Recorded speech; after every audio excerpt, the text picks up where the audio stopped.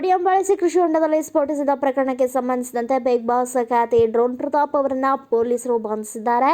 ಕೃಷಿ ಹೊಂಡದಲ್ಲಿ ಸೋಡಿಯಂ ಹಾಕಿ ಡ್ರೋನ್ ಪ್ರತಾಪ್ ಸ್ಫೋಟಿಸಿದ್ರು ಹಾಗೂ ಇದನ್ನು ವಿಡಿಯೋ ಮಾಡಿ ಸಾಮಾಜಿಕ ಜಾಲತಾಣದಲ್ಲಿ ಪ್ರಕಟಿಸಿದ್ರು. ಈ ಕುರಿತು ತುಮಕೂರಿನ ಮಧುಗಿರಿ ಮಿಡಿಗೇಶಿ ಠಾಣೆಯಲ್ಲಿ ಪ್ರಕರಣ ದಾಖಲಾಗಿತ್ತು. ತುಮಕೂರಿನ ಮಿಡಿಗೇಶಿ ಠಾಣೆ ಪೊಲೀಸರು ಪ್ರತಾಪ್ ಅವರನ್ನ ವಶಕ್ಕೆ ಪಡೆದು ವಿಚಾರಣೆ ನಡೆಸುತ್ತಿದ್ದಾರೆ.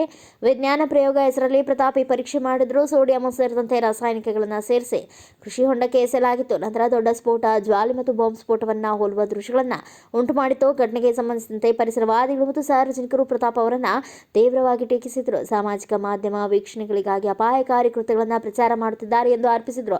ಅಲ್ಲದೆ ದುಷ್ಕರ್ಮಿಗಳು ಇಂತಹ ಪ್ರದರ್ಶನಗಳನ್ನು ಸಂಭಾವ್ಯ ದುರುಪಯೋಗದ ಬಗ್ಗೆಯೂ ಕಳವಳ ವ್ಯಕ್ತಪಡಿಸಿದರು.